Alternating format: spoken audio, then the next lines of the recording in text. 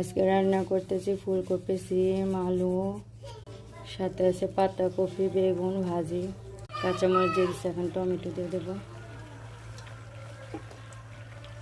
ভালো করে নিয়ে নেব।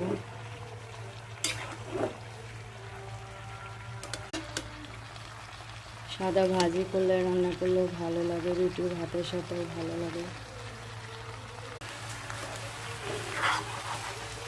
ভালো করে নেড়ে নেব।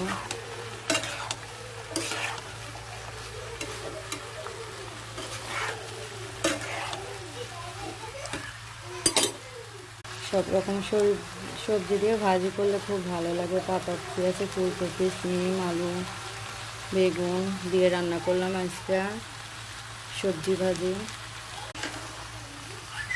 প্রায় রান্না করি, আমাদের ঘরে সবাই ভাজি পছন্দ করে তাই।